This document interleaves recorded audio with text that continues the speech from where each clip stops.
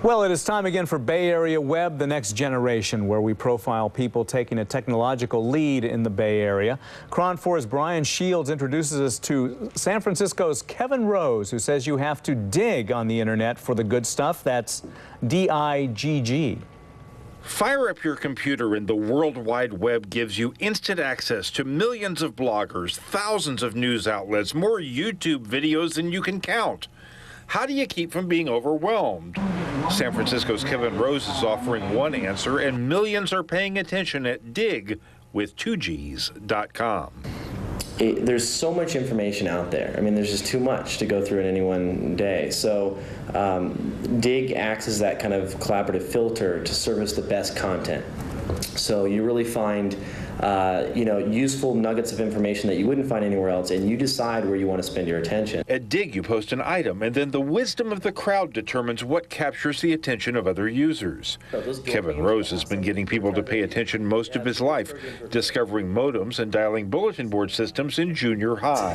Big geek in high school, and back then it wasn't cool to be a geek. Then eventually moving to the Bay Area to work for the cable channel Tech TV. And while doing that, he came up with the idea of Digg. Yeah, Digg was kind of probably about a month and a half of me just kind of drawing on pieces of paper and figuring out how this would all come together.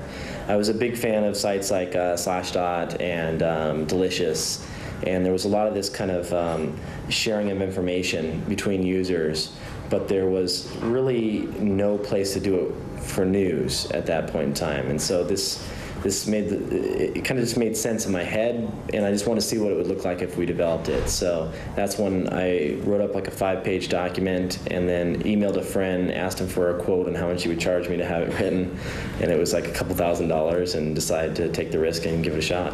Rose also took a risk with the name Digg. The stories were buried beneath the ground, and you wanted to pull those up to the front page, so you were kind of digging to pull those stories to the front of the site. I don't know if that...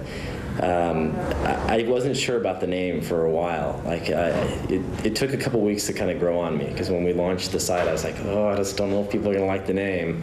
And with 2Gs, but you know, the guy sold me the domain for $1,500, and it worked out. And workout it has. Digg now has about 18 million visitors a month. Like Craig Newmark at Craigslist, Digg uses the community to police people who would post offensive content or spam. But trusting the user isn't always easy. It's really scary when you create a site like this that you don't control, because you're used to, if you have a website, you control the content that goes on that website. I mean, that's just the way it's always been. And this idea of when I would go to bed at night, I would just think, oh, God, I wonder what's going to be on the front page in the morning. Like, just who knows what the masses might surface. Rose got first-hand experience dealing with an online mob earlier this year. To avoid getting sued, Digg decided to block users from posting a series of letters and numbers that rumors claimed you could use to make copies of high-definition DVD. The backlash from our community was that code is kind of in the public domain. It's just a series of numbers and letters, a small string of characters. And so they were posting it back in the comments.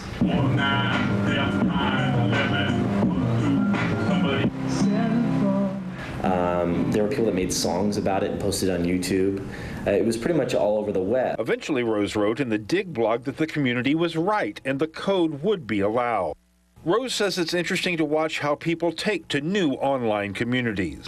I knew it was going to take off when I saw that people were actually using it to share their personal stories and things that they found interesting with their community and with the community at large. Once that was really happening, it was just clear that people really want to communicate like this. In our next report, we'll talk with Kevin Rose about his vision for the future of online video.